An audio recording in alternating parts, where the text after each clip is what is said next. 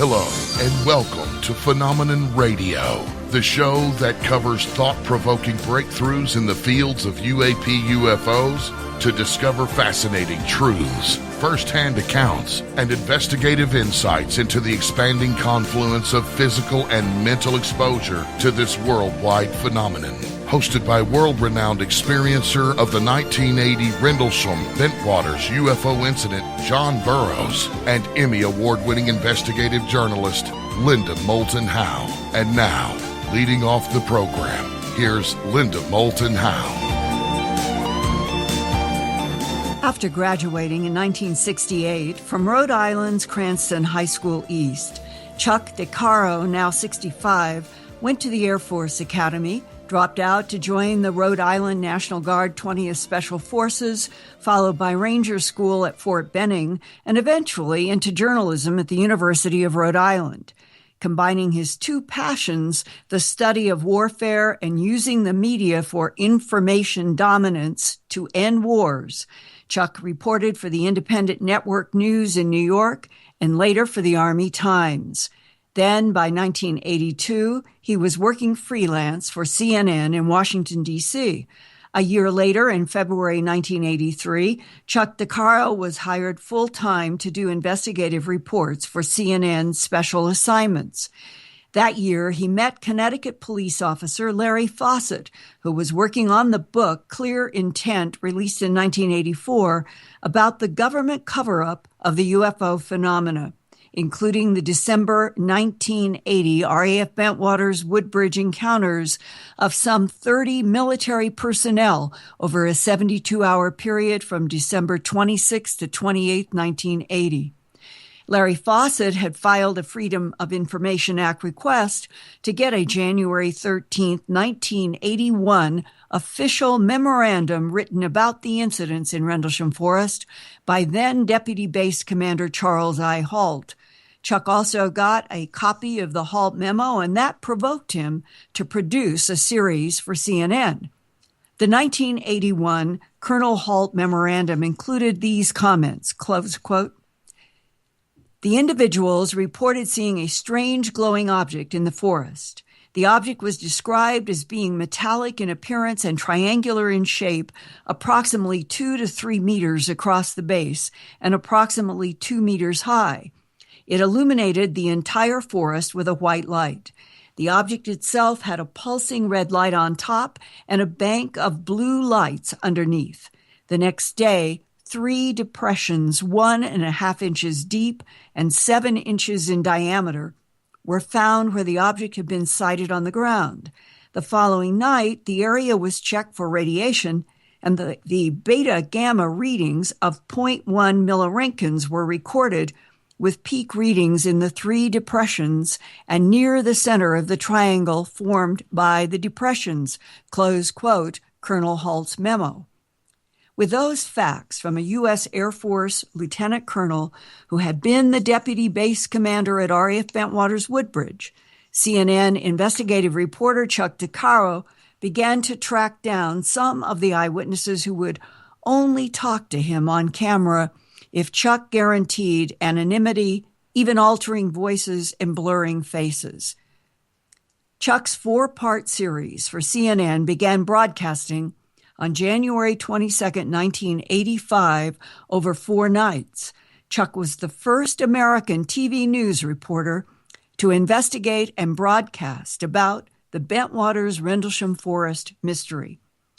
Here are some excerpts from Part 2, aired on January 23, 1985, beginning with the CNN news anchor.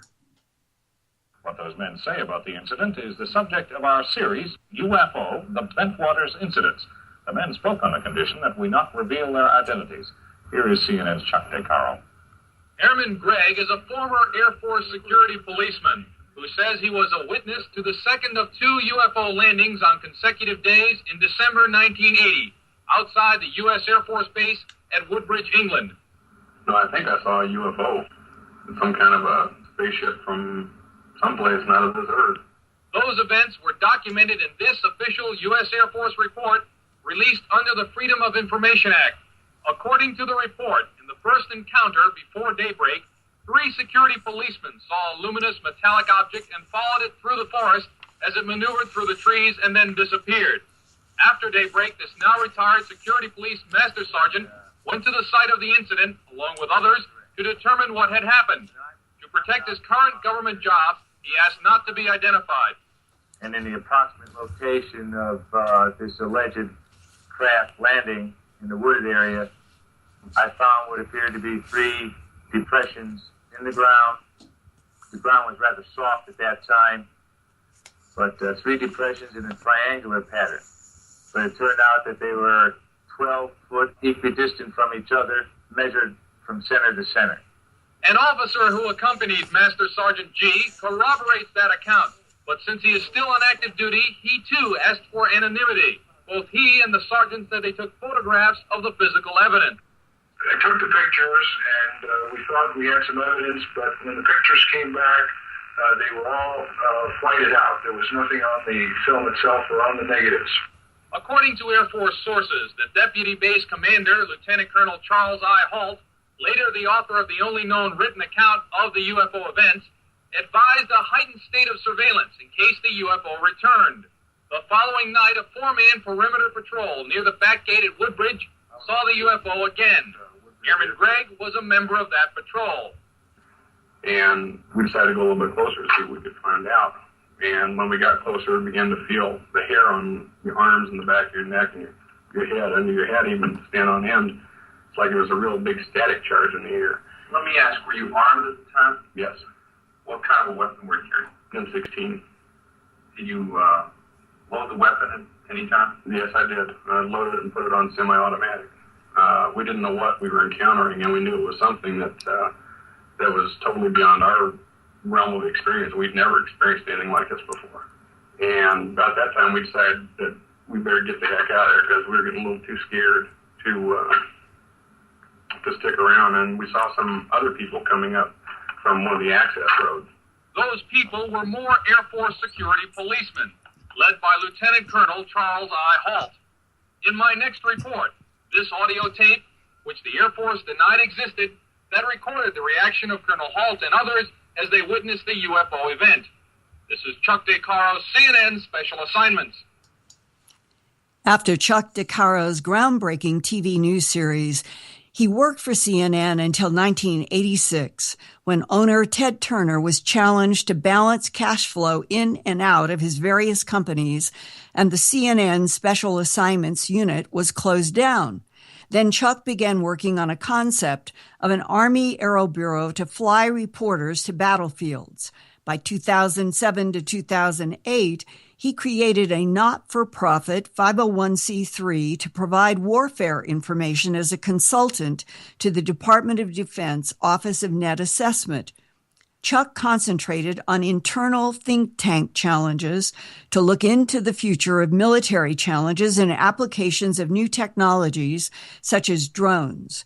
Today, Chuck DeCaro is president of SAGE, Inc., an acronym for Sea, Aerospace, Ground Evaluations, that he operates in collaboration with periodic assignments for the DoD Office of Net Assessment and others based in McLean, Virginia, across the Potomac River from Washington, D.C.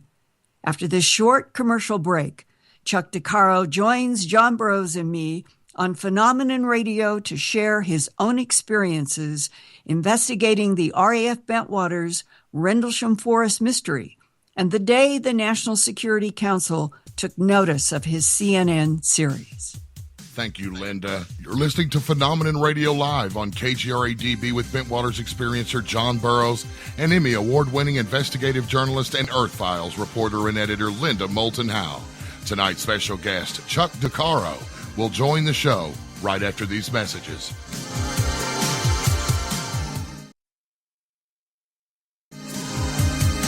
Thanks for joining us here tonight on Phenomenon Radio with our special interview with Chuck DeCaro. To start tonight's interview here is Linda Moulton Howe. Thanks, Race. Chuck, as a special assignments reporter at CNN, when you began to search out some of the military eyewitnesses that you had heard about being at RAF Bentwaters, Woodbridge in 1980, and you're trying to now follow up on the FOIA released halt memo. Can you take us back to your first interviews and why everyone wanted to remain anonymous even in 1984? Well, a couple of things. One is many of the guys are still on active duty, including John. And I remember John when he was young and skinny. Can you hear me, John? Young and skinny and very blonde, and scared to death that the Air Force officer hierarchy had ordered him to come and talk to me, and he said, "I can't tell you anything, sir," in the high voice, which is remarkable considering how tall John was, or is. But you remember that, John? Oh, yeah. You're the only one that got a general to force me to talk to you. That was amazing. Well, you didn't say anything, but, I just remember you're so scared to death at the time that I said, okay, we won't go anywhere with this. But, no, CNN, because I was also reporting on defense issues, I had a good deal of knowledge of the Air Force and a great many friends there, so I could push enough buttons to get generals to call John and say, John, you got to go talk to this guy. And then it was a matter of talking off the record to find out who knew who, and then going to those people and saying, hi, here's what I'm doing. I've talked to John and others, and here are their phone numbers. Go check me out. And then I would go and talk to them using anonymity and their anonymity, and I hold that anonymity to this day, except for John. When you approached some of those men that we have heard their voices on this excerpt from part 2, what was your reaction as somebody working in CNN that there would be these many military people who were describing a UFO for all intents and purposes who seemed to be so afraid? What were you finding out was the reason? Well, they weren't afraid of the UFO. They were afraid of what the Air Force would do to them if they violated any regulations in talking to the press.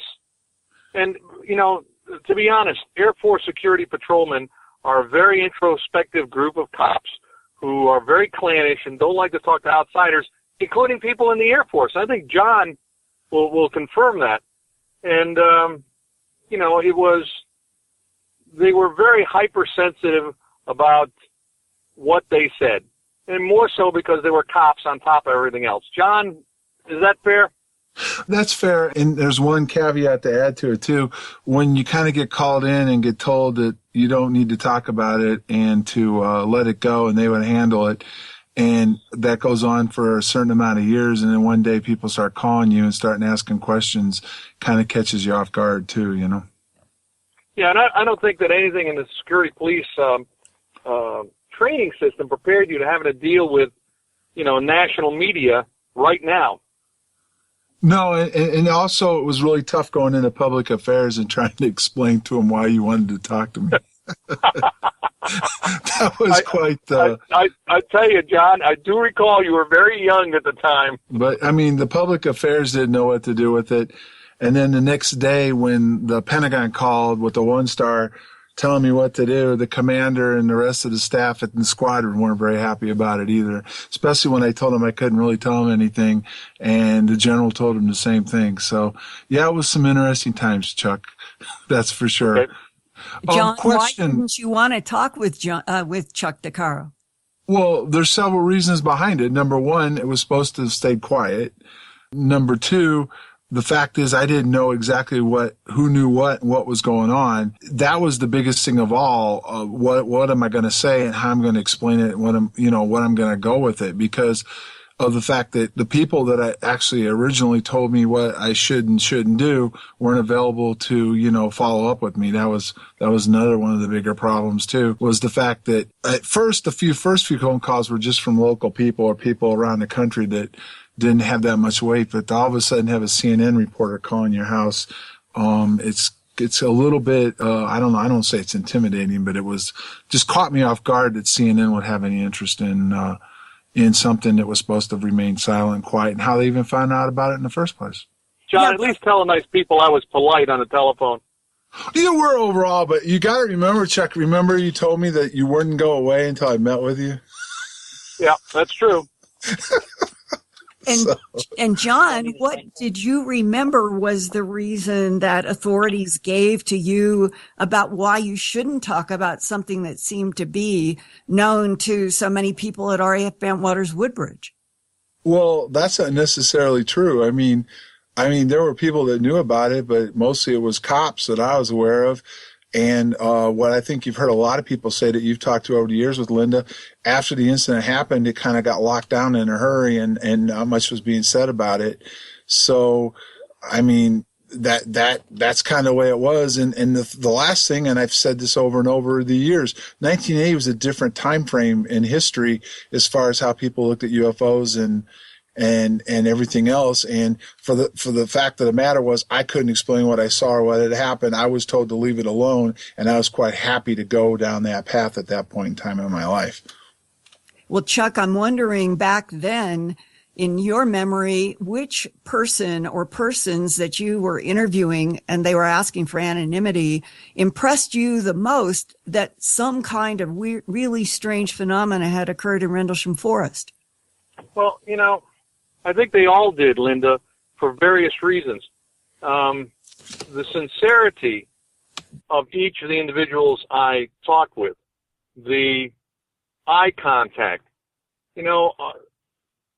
The guys I talked with were analogous to victims I had talked to earlier in my years as a reporter who had seen horrific things.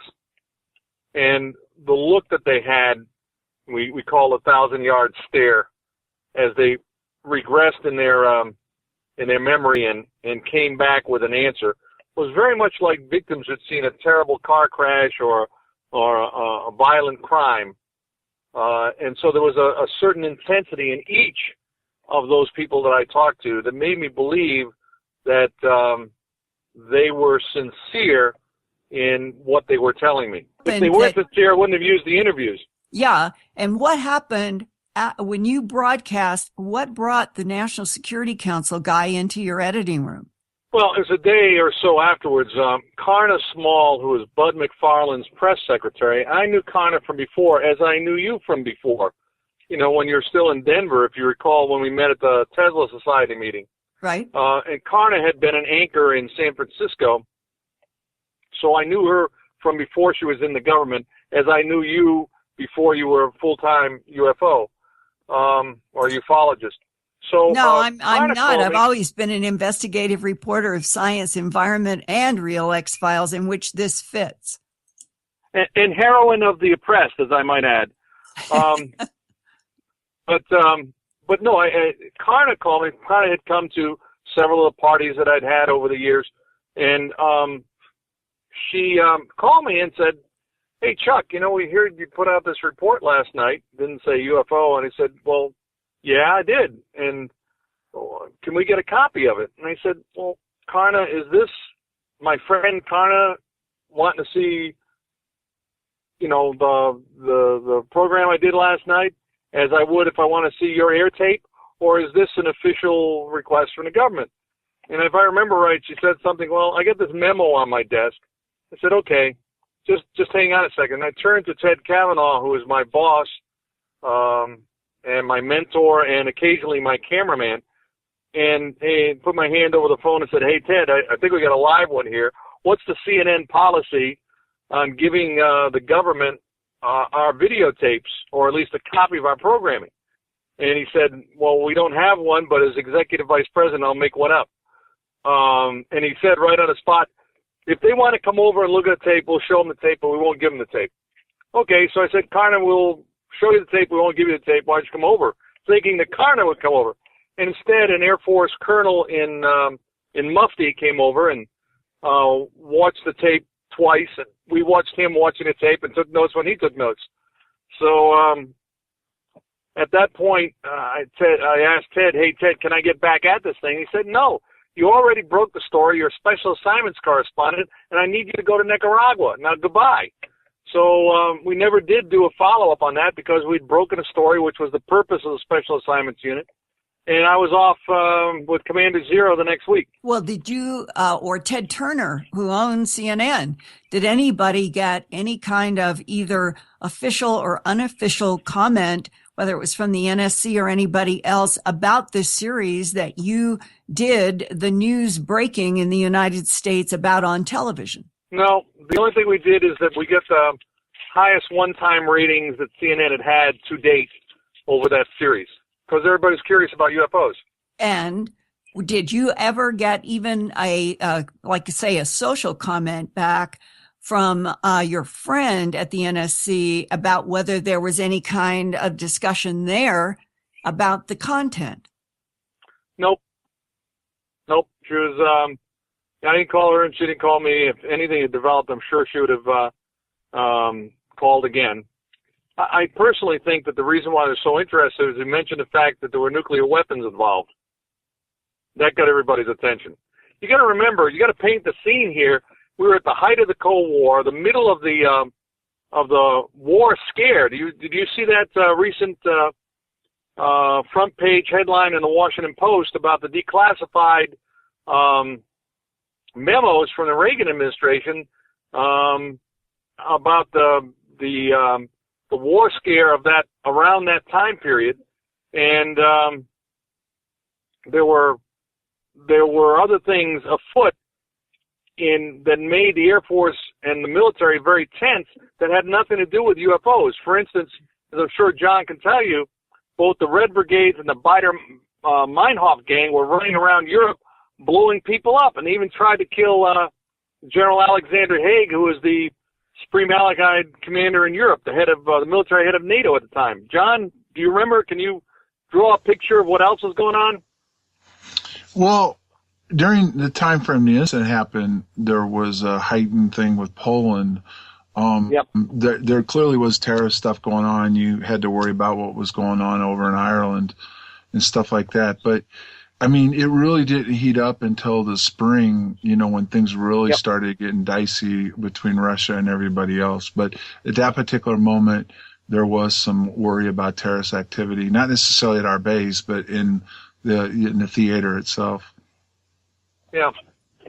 So, I mean, one of the questions I asked at the time was, what the hell could scare the living daylights out of security police patrolmen who were already armed with automatic weapons, and who, by the way, broke the status of forces agreement by going across the gate without any official permission from the British government. That was pretty remarkable, don't you think, John? Yeah, definitely.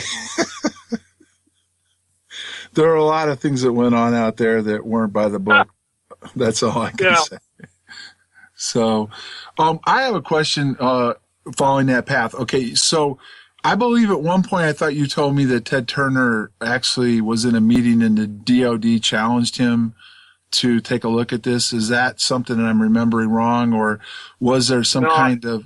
I'm sorry. Go ahead. No, the one story that I was assigned directly from Ted Turner had to do with radio frequency weapons. Remember, you and I talked about Cobra Mist and that sort of thing. Oh yeah.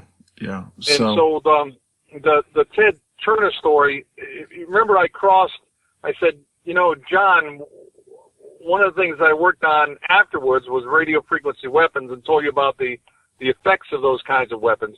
And it was, Ted had a friend of his who was a world-famous chemist, as I recall, who was interested in the phenomenon known as the Russian woodpecker, which turned out to be an over-the-horizon radar, but it was modulated at around 60 hertz. And there were those around him who thought it might have psychoactive effects on humans. And so I got asked directly by Ted to go look into it. And that led into a whole other panoply of things. And I think what we're crossing is my telling you in the years past about, have you ever heard about RF weapons? And I think that got started in the looking at Cobra Mist. Is that correct? Well, I did look at Cobra Mist, yeah. And the fact Cobra Mist was interesting is why they shut it down, and there was inland interference. So before we go farther into weaponry, what about the Air Force? When you first approached them, and what was the reaction? How did they handle you? Public affairs. I remember you telling the story that they thought I was the one running my mouth at one point or something like that. Can you go into how the Air Force handled you, the way you were dealt with the story, when you first started the inquiries, right up to going over there and taking a look at the base itself? Yeah, well, I almost lost the friendship of a lieutenant colonel who later became a colonel, who was a good friend of mine. His name was John Kirkwood. And John, I can't say anything negative about John. He's a good man then, he's a good man now. And what happened is when I asked him about this, there was this kind of long pause over the telephone, as I recall. And I said, well, how about it, John? And he said, well, let me look into it. And then it got very tense. And as I said, I almost lost my friendship because there were some heated words back and forth. And he said, Mr. DeCaro? I said, yes, Colonel Kirkwood. I think we should end this conversation, and words to that effect, not a quote. And I think you should submit a written request of the United States Air Force. And I said, you're asking me to play 20 questions. He said, yeah. And I said, okay. So I sent him literally 20 questions. And I'm sure you've seen copies of those back and forths. One of those questions was there any audio-visual recording of any of this? And the Air Force said no. In fact, all their answers were one or two words, weasel-worded, or no, or we don't have any such data, etc. And as we know from you and others, there was at least the halt videotape and possibly photographs and maybe even movie film of the incident. So the Air Force, I think we could safely say we caught the Air Force in a lie. They might say, well, the stuff that was recorded by Colonel Halt was not done on an official Air Force device. It was his personal tape recorder, and therefore it wasn't official audiovisual material. At least that's what they said. Okay. How else did they handle you? I mean, the 20 questions, the way they spoke to you about the incident, did they downplay it? I mean, you ended up going over there while the base was still active. How did all that work out? I think a lot of people would be curious to know how the Air Force handled the whole thing. Well, to say that it was tense and terse would be accurate. But at the same time, they weren't going to deny me access to the base to at least look around and see what was there. And because that would have caused an even bigger storm. So I got access. My credentials were good. John and I had a good working relationship, even if it was very tense over this. And as you know, I ended up going to Bentwaters after the fact, and at least interviewing the gamekeeper and the car mechanic who had been witnesses to the event, or at least they had seen phenomena on or about that evening, as you may recall. Right. But, I mean, I think what I'm trying to get at is, did the Air Force take you serious? I understand it was tense. And why do you think it was tense? I mean, what was it, just because it was CNN, or they didn't want something to come out? And what was their reaction? Did you let them know, some of the active duty people? As far as I know, you hid who they were, but that there were active duty people talking about it. No, I never revealed to the Air Force who the active duty people were ever. Never. The background chatter, some people self-identified, other people knew through the grapevine, and eventually all they got out. And the only person that I've talked about is you, because you and I know each other. And, because you've talked about the incident, we've abrogated that agreement of anonymity. Right. But, I've never told anybody directly who those people were. Most of that stuff has come out long ago, but when I make a promise, I keep it. Right. So was the Air Force, what was their, I guess what I'm trying to get you to explain is, you've done this stuff, you worked at the military, you were in different things. How did you relate this incident and what you were trying to find out to other incidents and the way the Air Force was handling it? Well, you got to understand that at the time, SAFPA, Secretary of Air Force Public Affairs, had lieutenant colonels and colonels with separate accounts. Somebody had the CBS account, somebody had ABC, somebody had NBC, and John Kirkwood had CNN. So we would, I'd go back to the same guy who was handling the account. Now, I'd gotten John in trouble before because I wanted, not that I tried to, or not that he tried to, but in 1983, I got permission from the Air Force to parachute with a combat control team out of McCord. And as a result of that report, now it's very rare for a network reporter to go parachuting on tactical exercises with the Air Force combat control teams, which I happily did.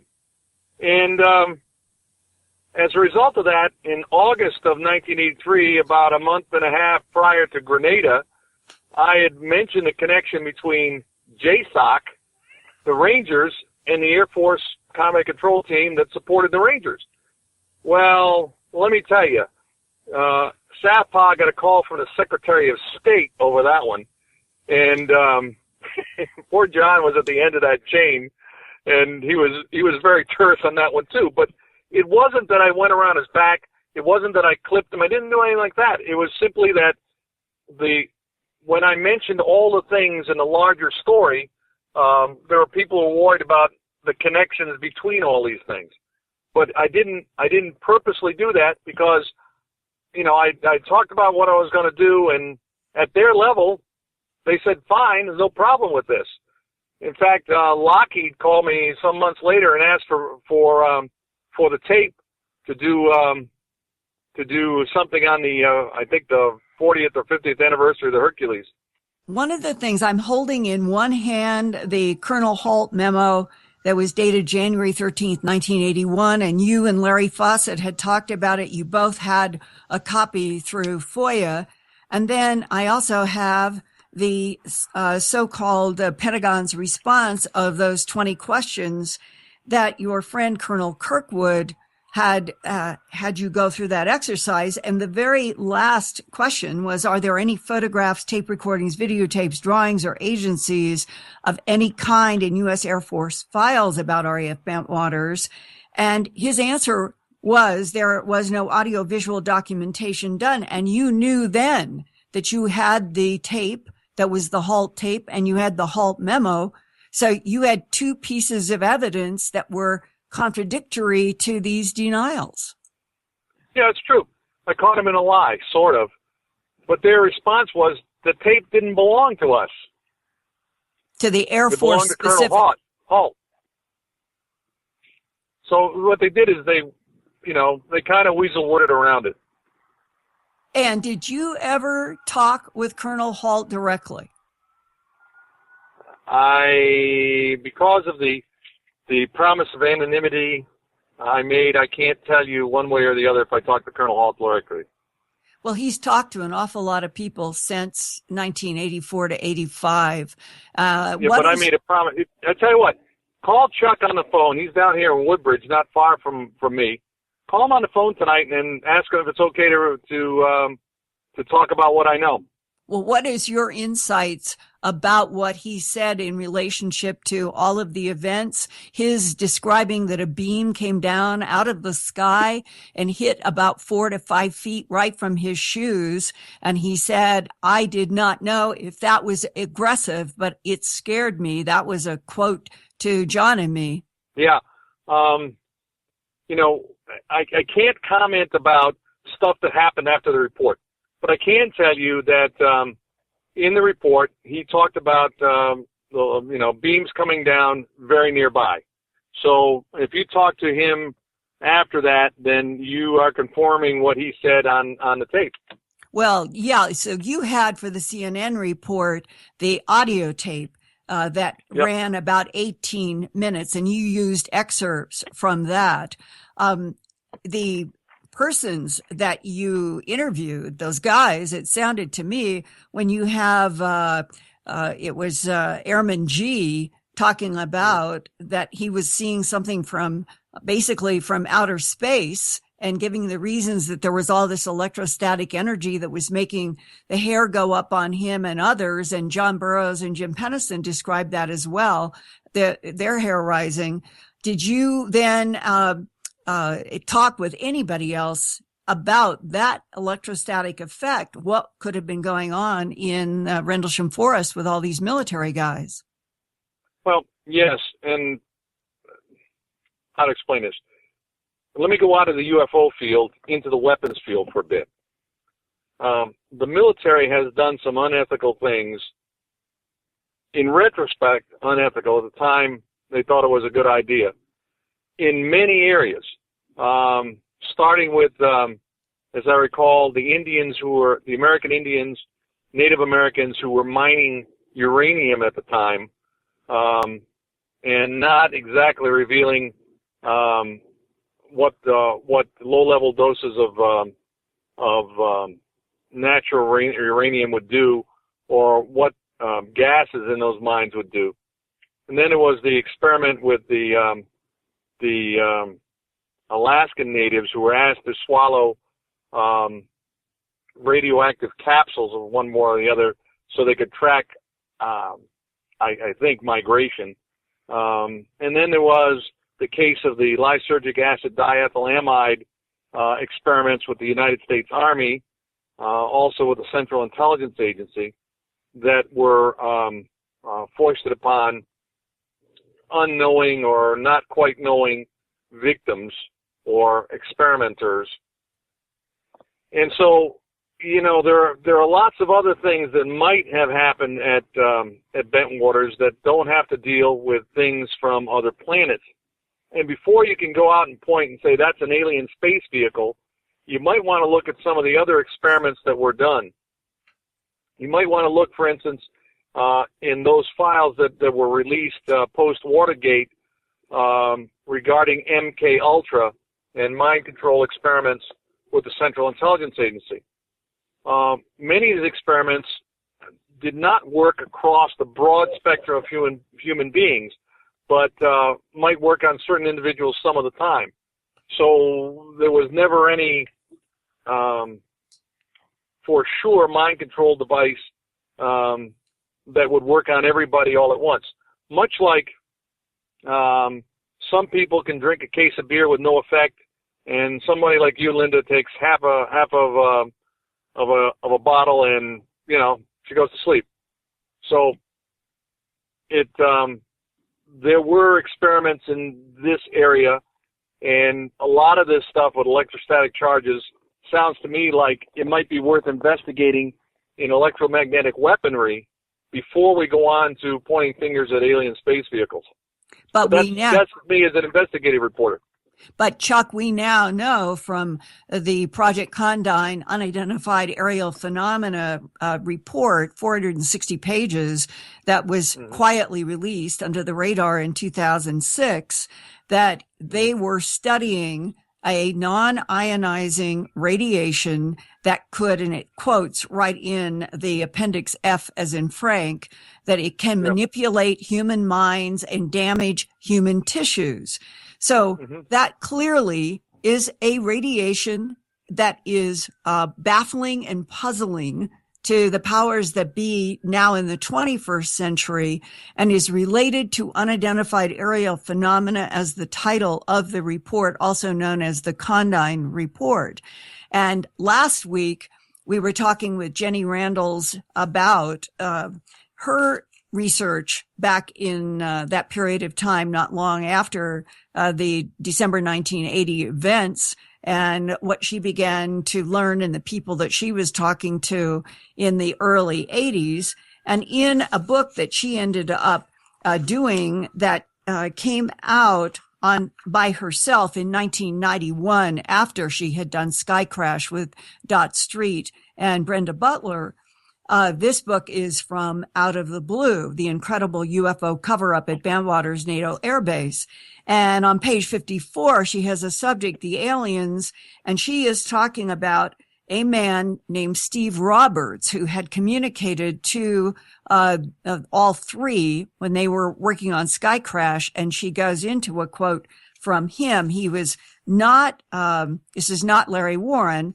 And I think it's significant to go back to some of these earlier statements from people that local investigators were talking to. And this was a quote from him, that they saw small beings in the Rendlesham Forest. The figures were small, about 3 feet 2 inches tall. They all seemed identical and wore silver clothing that covered them all over.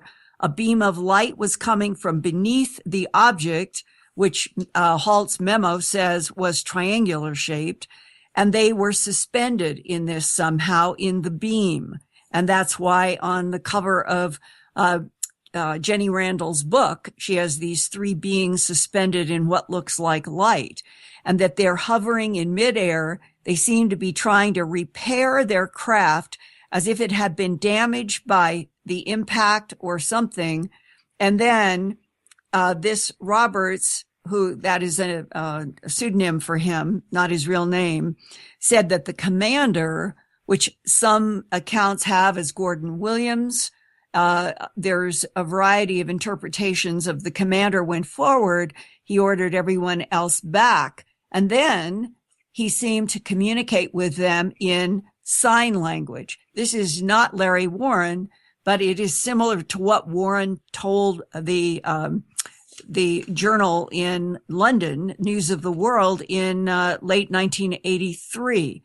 Now, did you yourself get anybody talking to you about these kinds of details, even if you weren't able to get them on the record for CNN?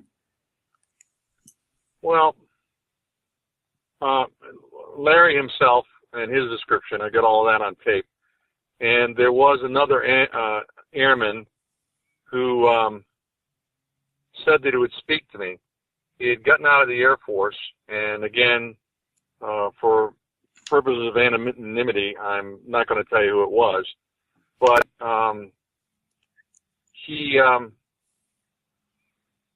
left the Air Force, and he was down in Texas and living with his family in his tiny little house, unair conditioned, as I recall, in the Texas heat.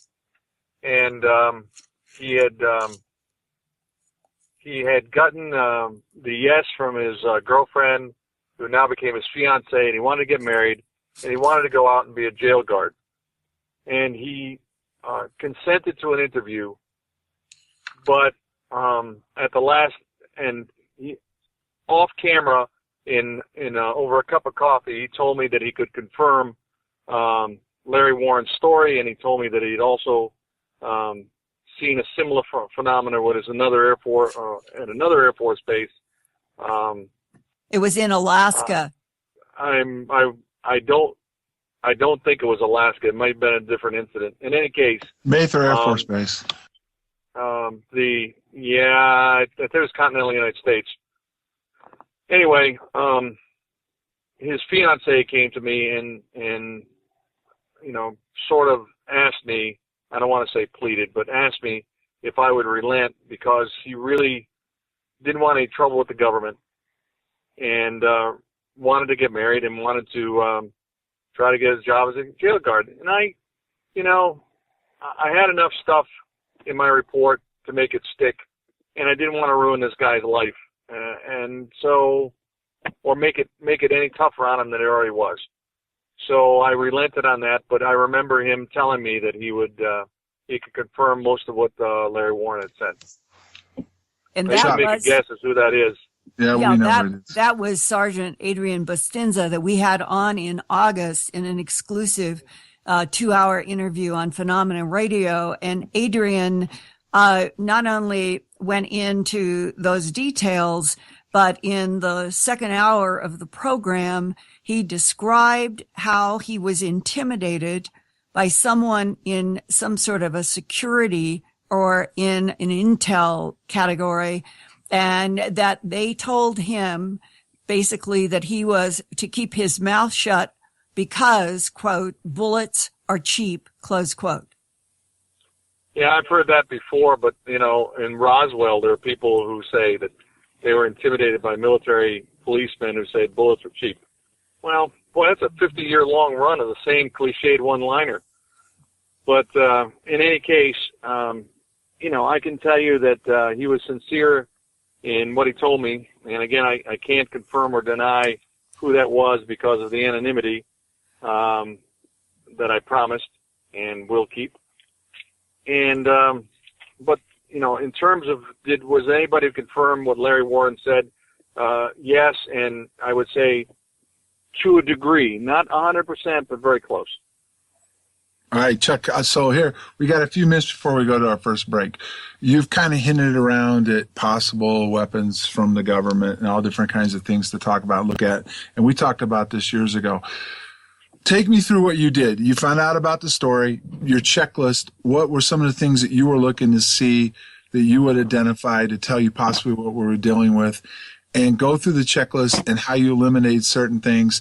And if we don't have time, we'll come back after the break. But where you went with it, the things that you felt were going on as an investigative reporter, and your feelings about it back then. Not today, but back then at the time when you were doing the story. Yeah. Linda, do you have those 20 questions there? Because I think I talked about, do you have that in front of you? Yeah, I do. Okay. I thought I mentioned helping hand, covered wagon, broken arrow, faded giant. Did you see those code words in there? Those are not on this list of the so-called 1984 Pentagon's response. You may have talked with him, but it's not what's been printed. Okay. John, you're going to have to confirm this for them because other people won't believe me. When I said those words, covered wagon, helping hand, faded giant, and broken arrow, the Air Force went absolutely nuts. Because there should have been several truckloads of paperwork involving that. Do you want to tell the world what all that stuff is about, John? No, because it's technically out there on the internet, but a lot of it still involves nuclear security. So I prefer not to go into it. Are we amongst the coolest of the cool, John, or not? Well, hey, you guys, when I interviewed Rick Bobo on the record about what he saw and observed in that tower right above the weapons storage area, which is what he was security for, he said on the record, on the radio, that he did not understand if there was this large, sort of looking like a red and blue size moon, meaning that we see the moon from 242,000 miles, but if you had something that impressed you that size and it's right outside your tower, that's what he means.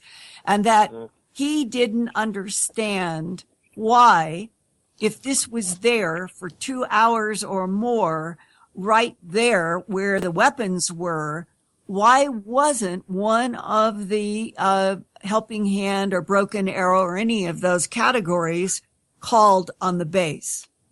He asked. I have no clue. I mean, that was my question. That's why, there should have been a mountain of paperwork. Yeah, it was all classified, Chuck. I mean, I think you understand working, but it was all classified. Yeah. There very well may have been a mountain of paperwork, but when you classify it right away, they're not going to give you access to it.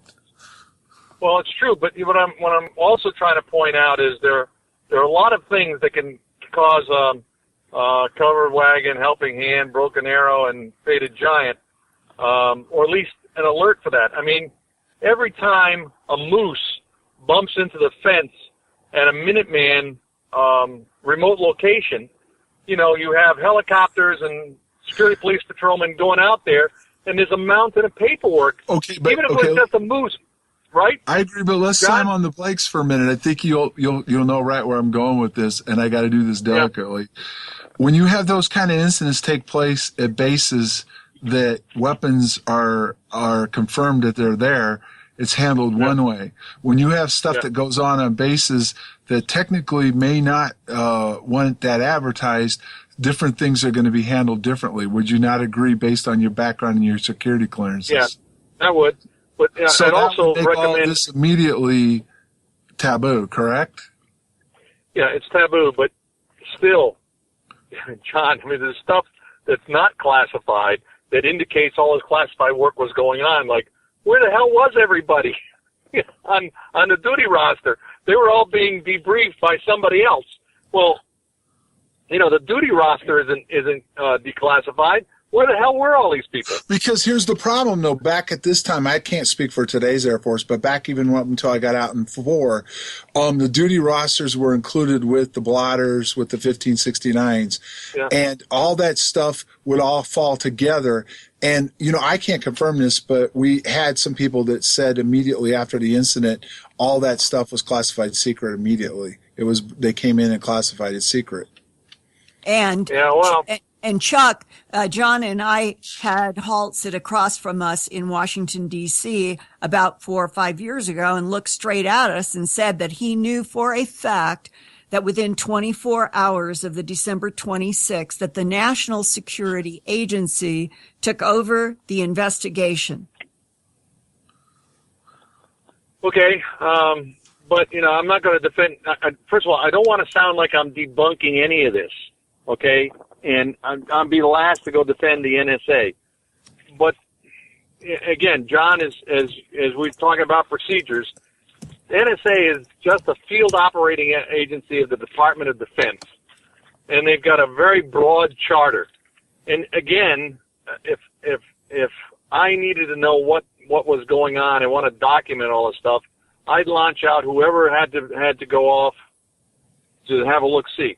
I'm sure that OSI was there as well as NSA, correct? Yes. Okay, John, can you confirm that? Yeah, I mean, the thing is that the research I've done shows DIA was just down the road at Chick Sands. They were probably involved.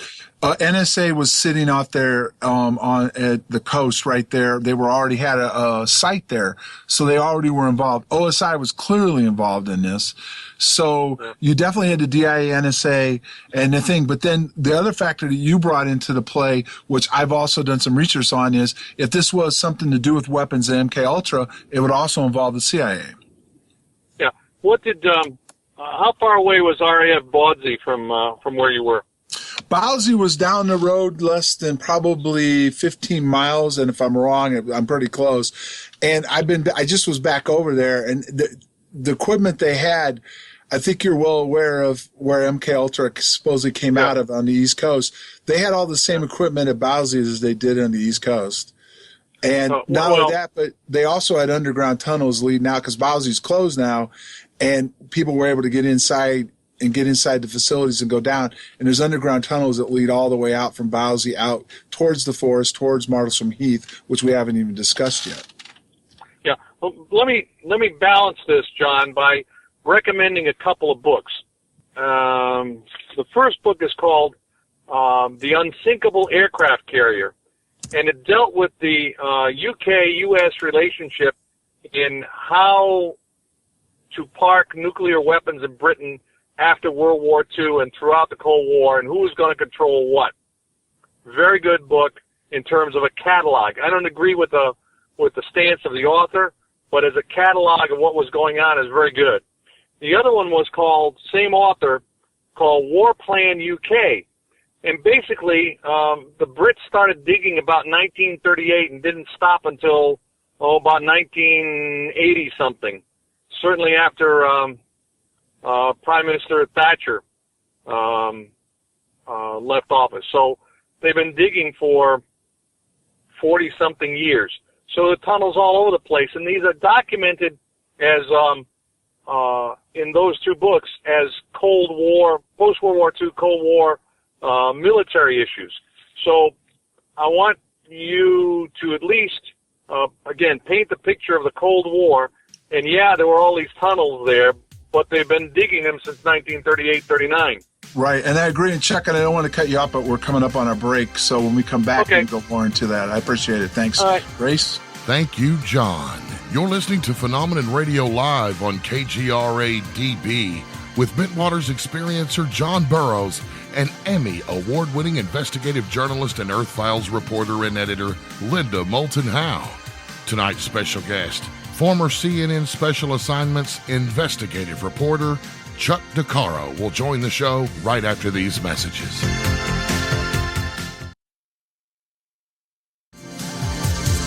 You're listening to the KGRA digital broadcast station, Van Buren, Arkansas, Sarasota, Florida. We begin hour 2 of tonight's interview with our very special guest, Chuck DeCaro, in just a moment. But first, here's the news brought to you by Earthfiles.com with Linda Moulton Howe. Thanks, Race. Today, on November 19th, 2015, the National Oceanic and Atmospheric Agency reported that in October 2015, quote, the combined average temperature over global land and ocean surfaces for October 2015 was the highest for any October in the 136-year period of record keeping.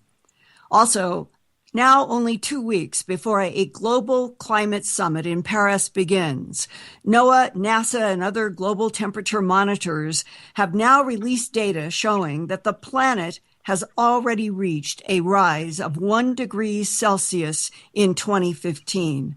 Scientists have insisted for some time that a maximum of 2 degrees centigrade warming is where humans will not be able to control climate change when we reach 2 degrees Celsius. So we're already halfway there.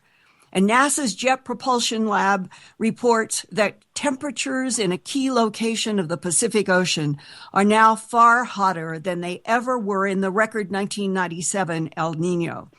The year's El Nino could be the most powerful on record and even topple that 1997 El Nino.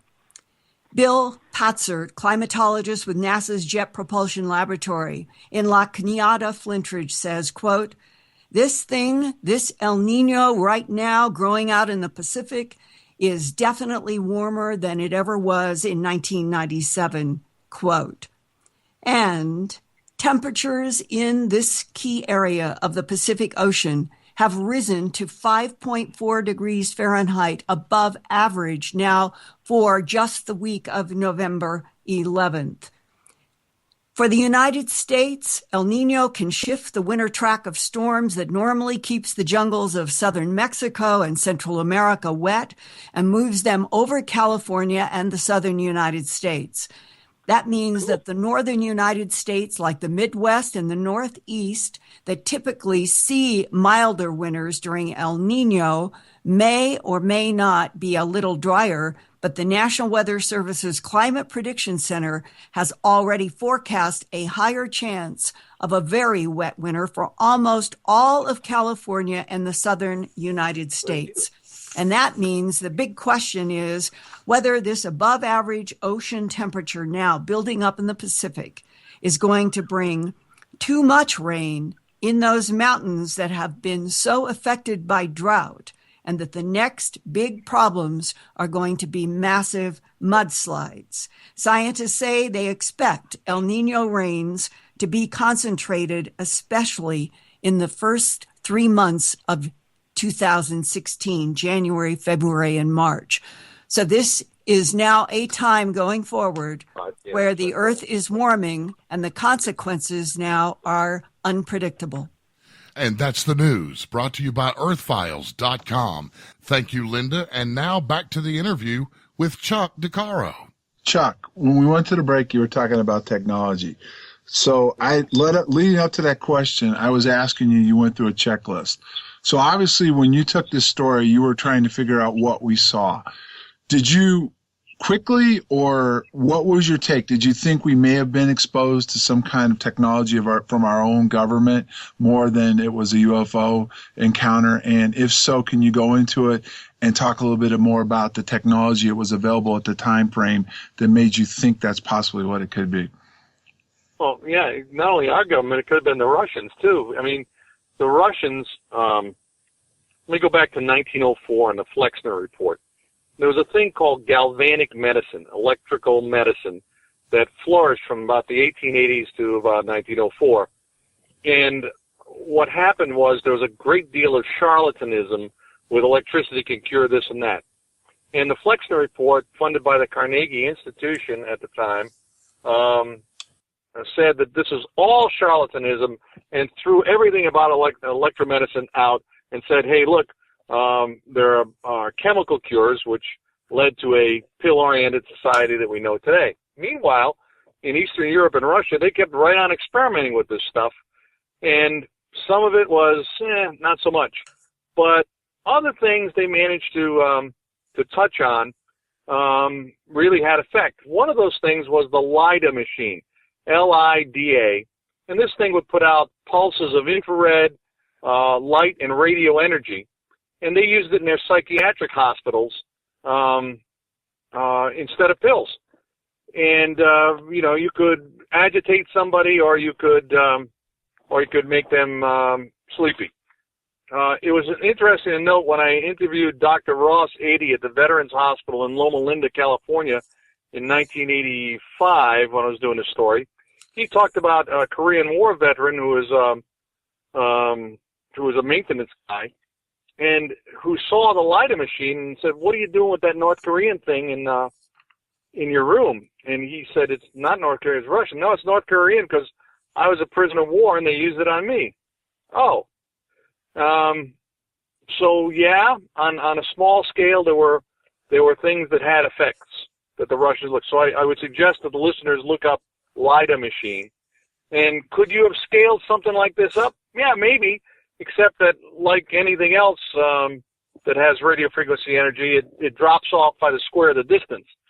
So did somebody develop a portable LIDA machine and they were testing it against us to see what effects would have? We were certainly doing similar things, not with electronics, but with airplanes. For instance, in order to derive the Soviet order of battle, we were flying EB-47s 200 miles deep into Russia to set off their air defense system so we could map all their radars. And, that's a provocation very close to war, but the Russians didn't say anything about it because we kept getting away with it. Up until about 1960 when the U-2 spy plane was shot down, and a week later an EB-47 was also shot down after doing one of these penetration missions. That's documented in a book called Little Toy Dog and another book called I Always Wanted to Fly. So, yeah, in the panoply of things, let's open it up beyond UFOs into all kinds of other things that happened in the military political complex of the Cold War. There are a lot of other things that are out there that could be the driving force for phenomena or apparent phenomena when in fact they may have been a weapons test that either went south or didn't work at all. Or Chuck, if they were working, let's say, with electromagnetic fields, there have been discussions that we have heard about things actually disappearing in and around Rendlesham Forest after those 3 nights.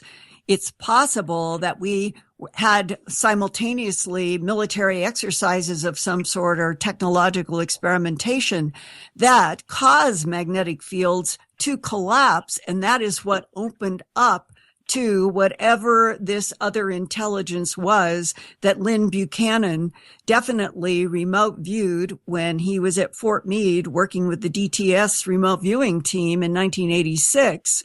And he got that it was not from here, that the triangle did not have the intelligence in it that had made the craft, but that it was here with some sort of an incubator that was going to be looking for where it could place life that could thrive on this planet.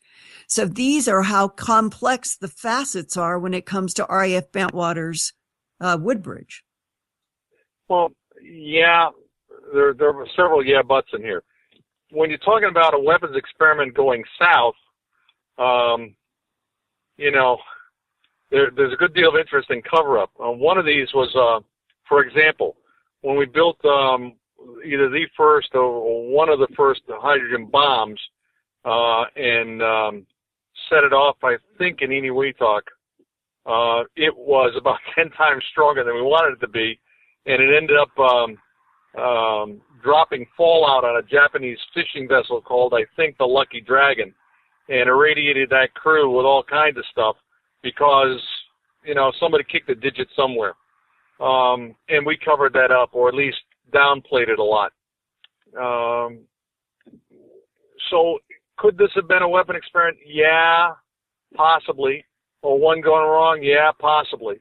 But, this field of electromagnetic weaponry, even accidental weaponry would be interesting. I would refer you to Dr. Robert Becker's book called The Body Electric.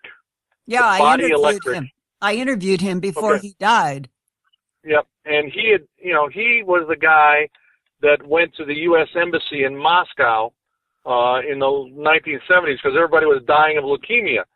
And it turned out what happened was the Russians were engaging in radio frequency interferometry, where two very powerful microwave beams would come over the IBM Selectric typewriter of the ambassador's secretary. And every time that typewriter ball moved, it would cause the interferometry to be moved in such a way that you could decode which letters were being typed. So the top secret stuff that was inside the office was being read by the Russians in real time due to interferometry. Unfortunately, if you were a human caught between these microwave beams, you were being irradiated for hours and hours at a time. And none of this would explain why Adrian Bustinza and Larry Warren and this Steve Roberts from Jenny Randall's book, why we would have three reports that at least on one of the nights there were small beings that were seen rising in light. Well, again, let's open up not just UFOs, but open it up. We were experimenting with mind-controlled substances like lysergic acid diethylamide, LSD, or LSD-25, and could get similar effects by suggestion. Would it be possible that an electromagnetic beam or set of beams or accidental set of beams could cause the same thing? Yeah, I think so. But, my view as a journalist has always been, I got to make sure that everything else is covered before I go to the next one. Because, if it later becomes apparent that you didn't check everything else that it could have been, you end up in a place where you don't want to be as a journalist. That is, you reported something upon which you did not check the facts. So that's why I keep suggesting all these other things. I believe that there is life out there elsewhere. And it's possible that we could bump into it someday, or maybe we've been bumping into it all along. But, until I see it, experience it for myself, there are other things that could also create the same effects. That's the only way I'm arguing tonight. I'm not arguing against you. I'm just asking to say, well, let's look at these other things. Were you aware of all these other things? And add that to the mix. Chuck, when you did your investigation, did it ever come up to you that we possibly brought down a Russian satellite during that time frame? Yeah, that's funny about Russian satellites. Maybe. I mean, we've been experimenting with anti-satellite weapons since the 1950s. We had an experimental program with B-47s that would do this gigantic implement and shoot a rocket off the cheek of the bomber to take on a satellite. We also had a classified program on Johnston Island in the mid-1960s that involved Atlas missiles with thermonuclear warheads, which were designed to either stop Russian reconnaissance satellites or maybe incoming ICBMs from Johnston Island. You might want to look up Johnston Island plus Atlas ICBMs plus nuclear weapons plus satellites. A lot of people don't know we had an operational anti-satellite system in the 1960s. Of course, it required very large nuclear weapons, but, there was that capability. Right. Did you know that, Linda?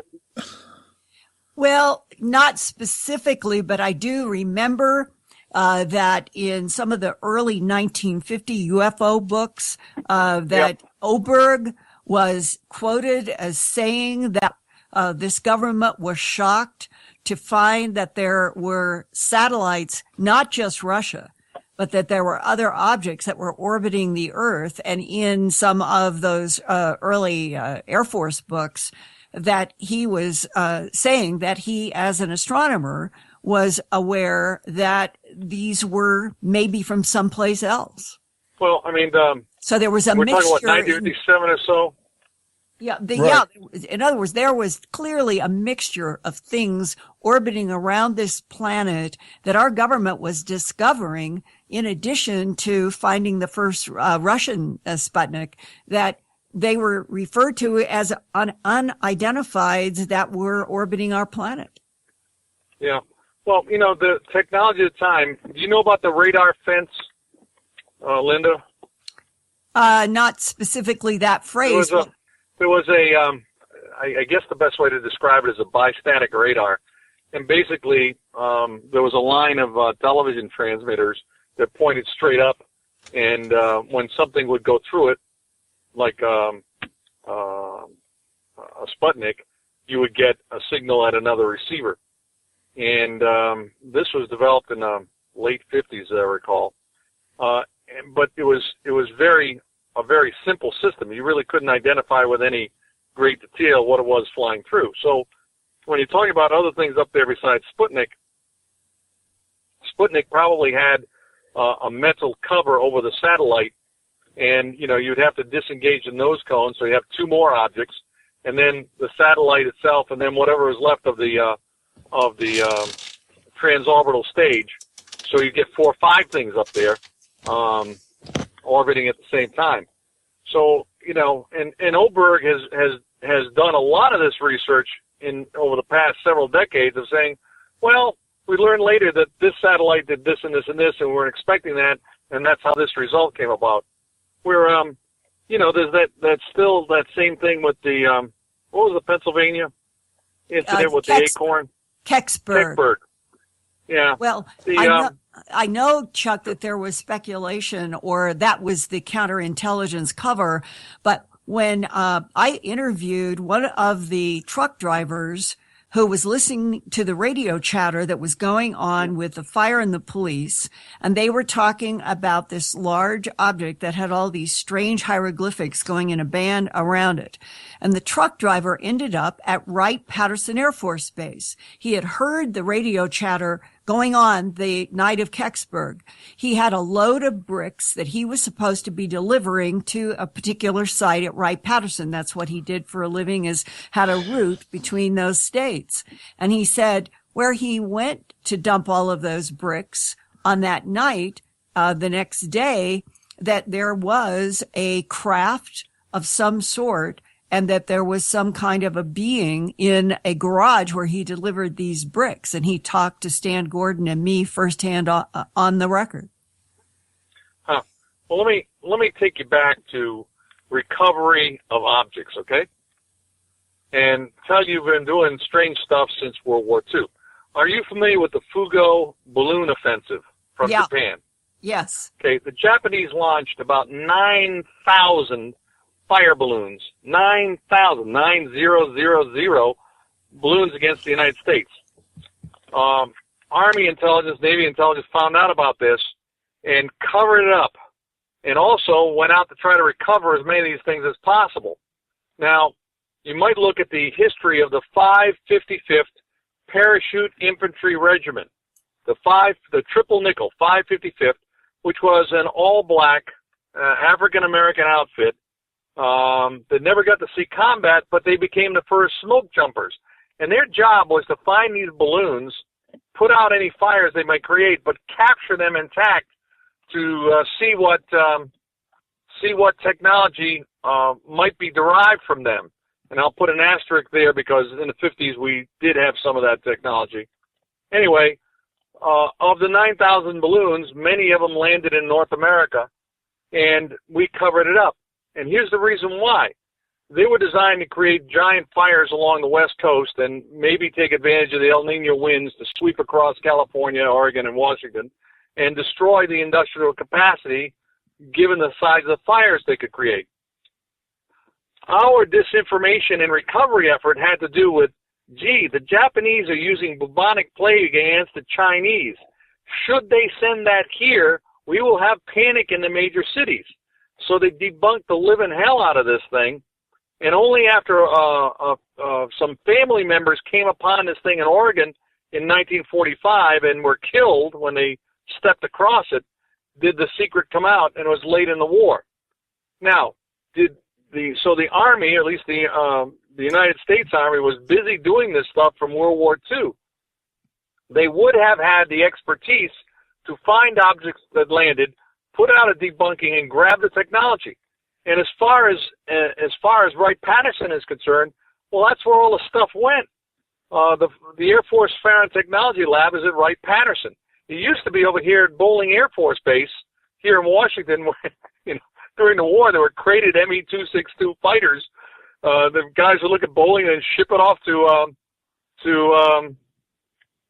Wright-Pat for examination. But Chuck, Kecksburg was not a balloon, and there were no balloons that could take off from a dead stop at 3,000 miles an hour, which was monitored and reported on radar all the time. Sure. Now, I'm not saying it was a balloon. I'm just trying to tell you that the United States military had a debunking and foreign object recovery system in place since World War II. Mm-hmm. They were out. This 555th was not only putting out the fires these balloons would create, but they're grabbing all the remnants and send them out for technical inspection. And if you look up the history, you'll see that they were there. My only point here is that, yeah, we've recovered objects. It makes more sense to me that if this were a Russian object, then the United States would want to cover it up so they wouldn't know that the Russians wouldn't know that we got it. Because if you could take some of their technology, you could probably reverse engineer that technology to deal with an existing threat. Right, makes sense. And on that note, Linda, we're up on a break, and we'll be back shortly. Race. Thank you, John, so much. And yes, we were up on our final break of the show. Ladies and gentlemen, you can find more on Phenomenon Radio by visiting the website at phenomenonradio.com. And for the latest in science, the environment, and real X-Files, visit the award-winning website Earthfiles.com with over 2,000 in-depth reports that go way beyond the 6 o'clock news. That's Earthfiles.com. We'll be right back for the final segment of tonight's interview with Chuck DeCaro right after these messages from KGRARadio.com.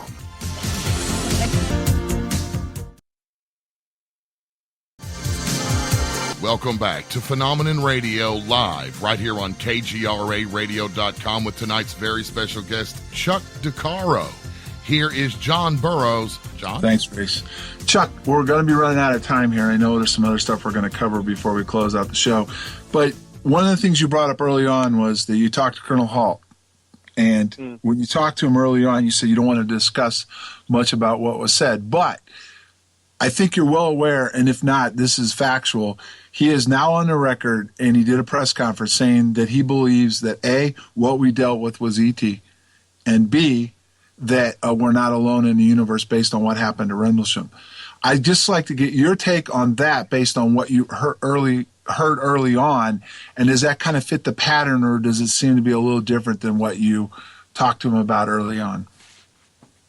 Well, I can't tell you that I talked to Colonel Halt because of the blanket anonymity I gave to all the people that I talked to at CNN.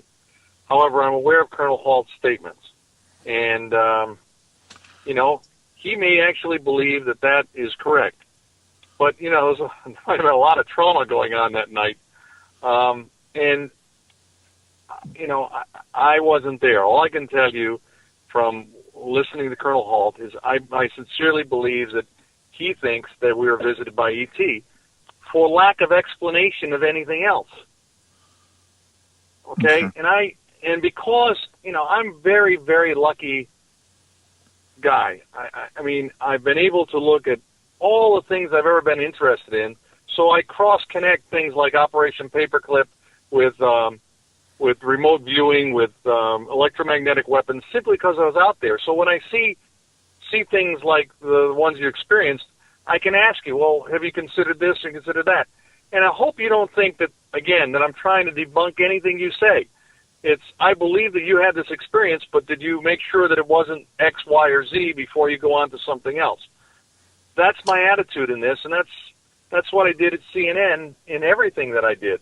No, I agree. And to follow up on that, okay, before we get into, like, I believe it's paperclip and stuff, you've looked at this you looked at this in the early 80s. It's been going on for 35 years.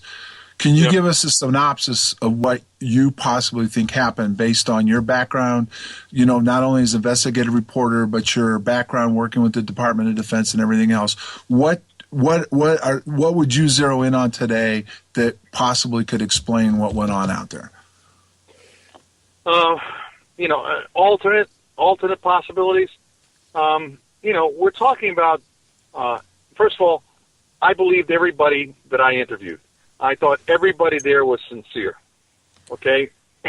I don't think there was some fantastic orchestrated hoax. I don't believe any of that. I believe there were sincere American airmen, and you specifically, and others who've been affected, whose health has been affected. You volunteered to serve your country, and you were injured in a way that's inexplicable. Okay, my heart goes out to you, and I will do my very best to help. But I also think that those injuries, psychological and physiological, that you and a few others had, may have been the result of more earthly weaponry or experiments about which the United States government is not willing to talk. Now, having said that, we go back to what it might possibly be. I go back to Dr. Becker's book about electromagnetic effects. You did some research into Cobra Mist, correct? Yes. And did you research side lobes from the phased array radar? Yes, I also looked at it because Cobra Mist was actually shut down, but part of it was transferred to Martlesham Heath and on the Bentwaters. I also looked at the possibility that it could have been an interaction going on between Woodpecker and what we moved all into the base area. Well, to keep the audience informed, let me explain. The Cobra Mist was a phased array radar that was very advanced for the day. And this is called, and I believe that was an over the horizon radar as well. That what it would do is send beams up over the ionosphere, bounce down deep into Russia, and anything that was flying would reflect it back through the ionosphere. The distortion was taken out, and you would get an accurate representation of what was flying over the middle of the Soviet Union. Is that what you found?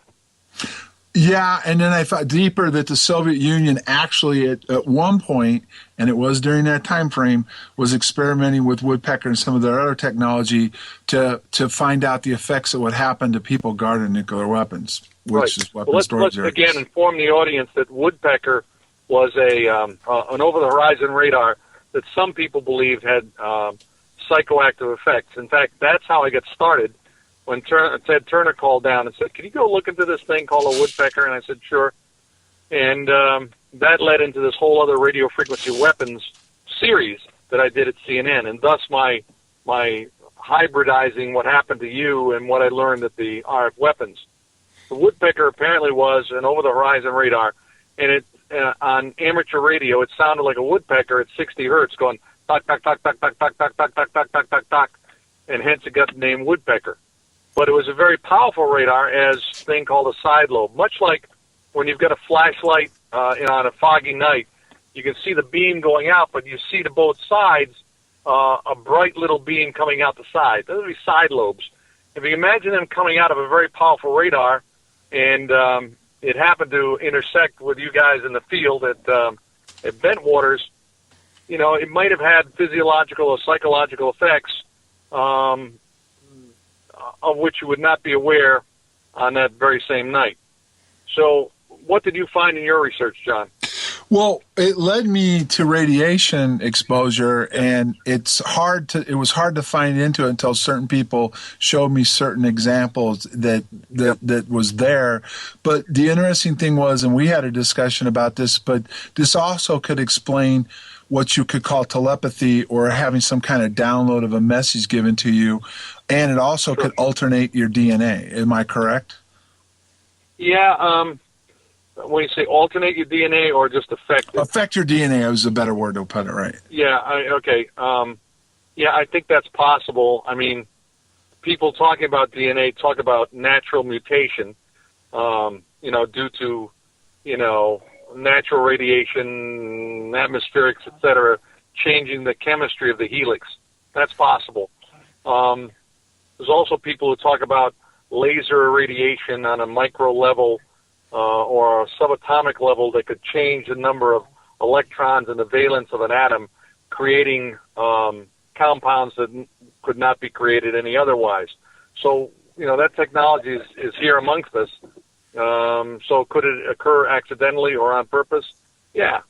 And could it be earthbound? Yeah. Could it be from some alien space vehicle? Yeah, but I would want to go out and look at all the earthly possibilities first. Correct. And would here's the question.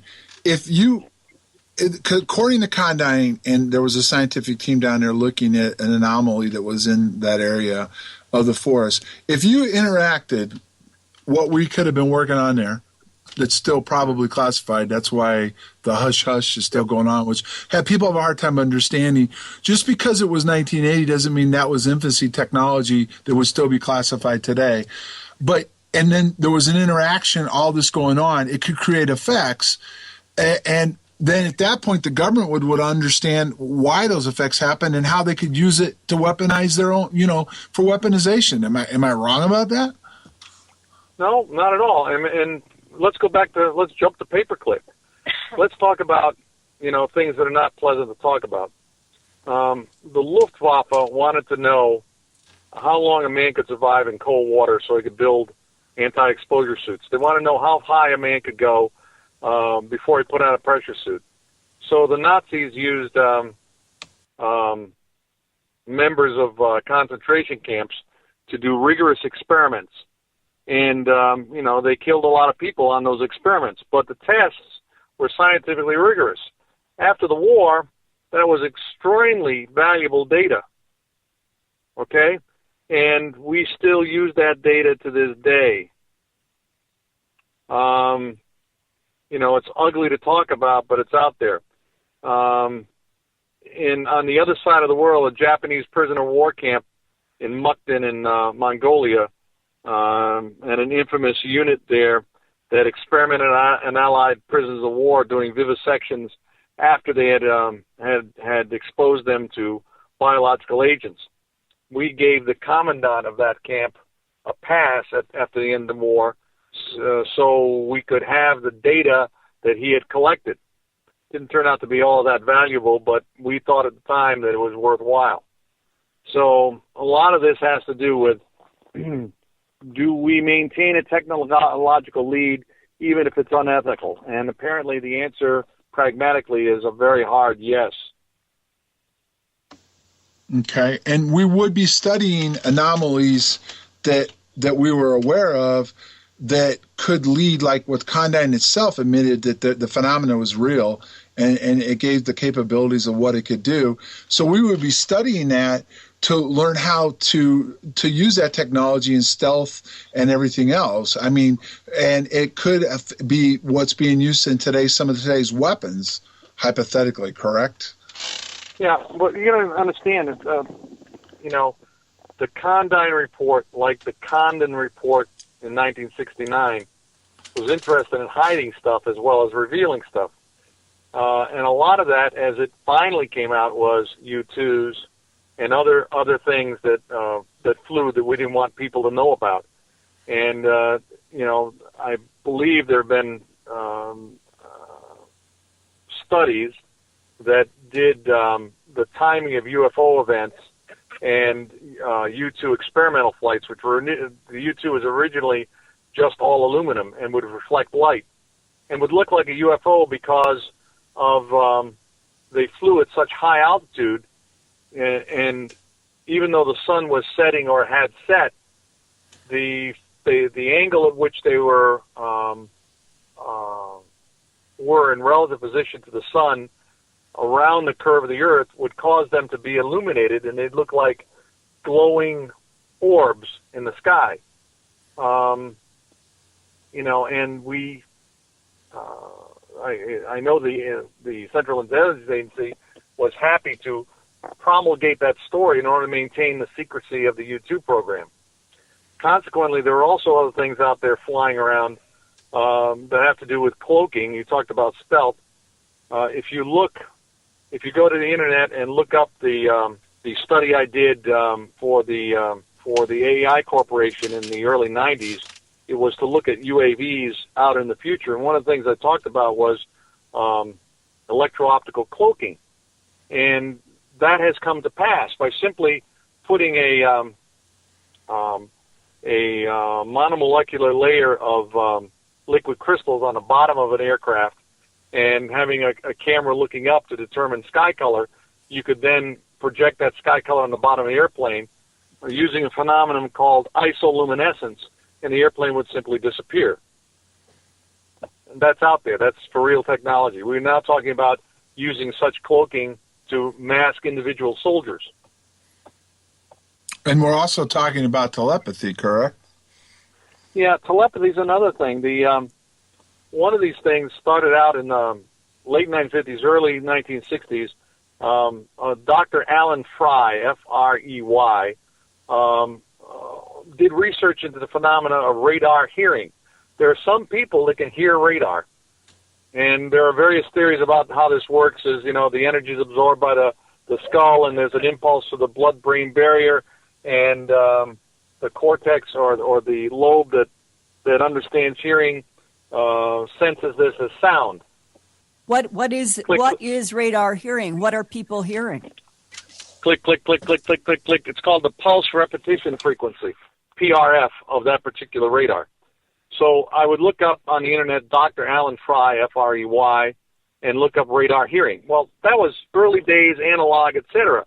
If you jump forward and say, well, if we know this is true, then we can make people hear things, okay? Or we can use it as a carrier to make them see things.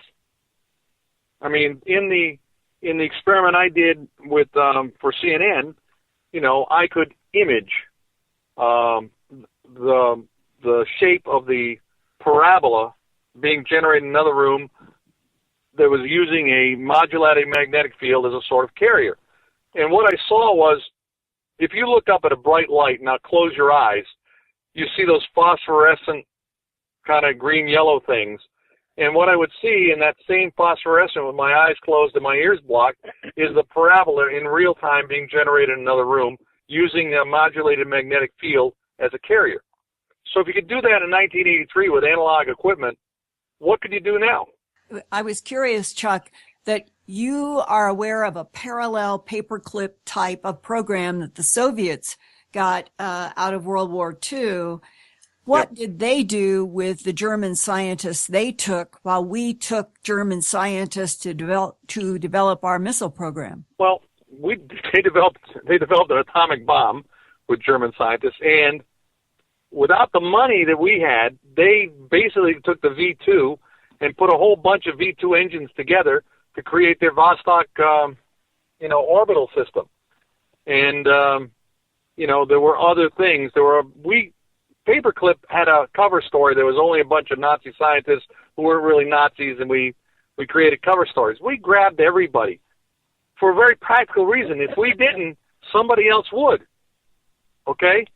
And even the French got in on this thing. The whole ATAR engine business, where BMW engines and their designer, French grabbed them, and they created the ATAR company in France. The Russians grabbed as many as they could. And in fact, if you look at our poison gas, we have a gas called GB, GB. And it means German B, because the Germans had developed two types of nerve gas. One was sarin, which was German A, and then German B. And I think the Russians went with German A for their nerve gas, and we developed German B and called it GB. If you look right here at the FDA, the Food and Drug Administration, they have a World War II German wind tunnel with a supersonic and later hypersonic test, and we just grabbed the whole as the prize of war and brought it here. If you look at the U.S. Coast Guard cutter Eagle, that was a German training ship built for the Kriegsmarine and brought here at the end of war by a bunch of young Coast Guardsmen and sailed across the ocean. and it's still sailing today. Out in San Diego, in Long Beach, there was, until I think recently, a gigantic floating crane called Herman the German, which we captured, disassembled, and brought back here. Still had 50 caliber holes in it from when it was strafed in Hamburg. There were many interesting things that are not universally known but are documented under paperclip. Well, I have interviewed a man who won't go on the record with his name, but we have talked extensively about his work at Wright-Patterson, and he was in a building on the second floor. And there was no question that they were dealing with information about retrievals of extraterrestrial biological entities and their craft. That was the context of his work. And he said that he saw from that second story window, which was the building was right along a railroad track at Wright-Patterson for being able to bring in heavy things into one particular section, and they were right near this railroad track. And he said that he saw, upon being given notice, that there was a silver disc that was coming in, and something had happened to the tarp, and that it was going to be visible. And he said he was looking down on this and knew for a fact, and this would have been in the 1960s, that he was looking at what he called an extraterrestrial craft from space, and that the bodies that went with that craft, they were also going to be doing autopsies. And that's the juxtaposition of stories that have come from people who are able to prove where they worked, when they worked, by documents, whether or not they'll go on the record, against the fact that Russia, the United States, France, and other countries were trying to get a one-upmanship from German scientists. The time periods are similar, but they are completely different in terms of the definition. Yeah, okay, and I can tell you another story about deception. I refer you to the books Enola Gay and the Tibbet story, both about the 509th Composite Group, which subsequently dropped the atomic bombs on Hiroshima and Nagasaki. Right. One of the things that was necessary to keep the secret was to see who would open their mouths and who wouldn't, and those people who opened their mouths also became useful by putting out a completely false story. One of the things that was done to mask the role of the 509th, which oddly, by the way, was the group that was at Roswell. But during the war, when it was at Wendover Field, one of the things that they did, the counterintelligence guy had a V1 replica or put into a hangar and left the hangar cracked. Okay, and so that enough people will go by and see this. And his agents were around when they talked about it in bars, and they found themselves in Alaska someplace for the rest of the war. That's a very common thing to do when you're trying to mask the truth.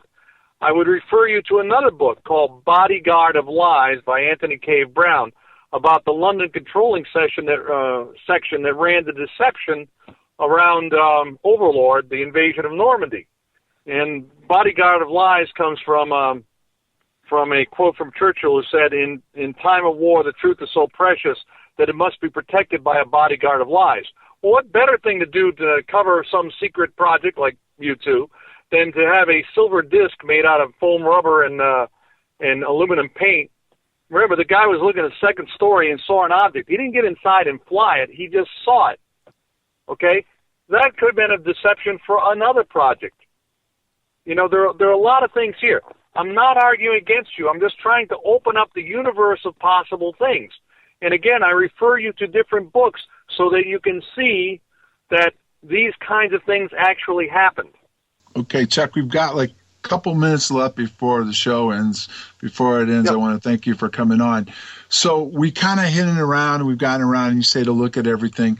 You've had the opportunity now for 35 years. What is your gut feeling on what Rendlesham really was? A bunch of American airmen who I admire, who are out serving their country, were affected by some phenomena, either man-made, possibly extraterrestrial, and it bothers me that guys like you and Larry and a few others who've been affected by this have never been acknowledged or, in your case, you went for years before you could get treatment and before they released your records. They never released them. Chuck. They never. Yeah. My records are still classified. Yeah, well, you understand then. And Yeah. I feel whatever that was, the need to control that information was so great that American servicemen suffered, and I think unnecessarily so.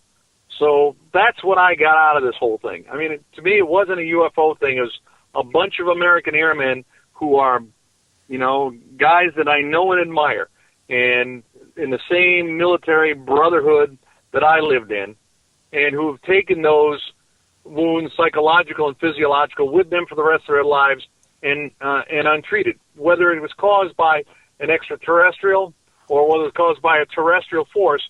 There are guys out there suffering, and it bothers me. That's what I got from Bentwaters. Right. And would you not agree to this one thing? I mean, because the jury's still out with me, but would you not agree that the government's really good when it comes to classifying hidden technology? Oh, yeah, very good. And I told you the books to look at, and I recommend all these books because it's like, gee, I didn't know that. Gee, I didn't know that. Gee, I didn't know. Oh, this is connected to that. That's what's so delicious about the books that I mentioned. Right. Well, Chuck, again, we're out of time. It was a great 2 hours. It just flew by, and I want to thank you for coming on. Thanks. We'll do it again sometime. Thank you. Thanks. Take us to next week, Race. Thank you, John. Thank you, Linda. And thank you, Chuck. What a wonderful interview. Next week on Phenomenon Radio, former head of the MOD's UFO desk, Nick Pope, will join us for our Thanksgiving special. For John Burroughs, Linda Moulton Howe, Chuck DeCaro, and myself, Ray Sobbs, thank you all for joining us tonight. Right here on the station that brings you the very best in alternative talk radio topics on the World Wide Web. We're KGRA Radio.com.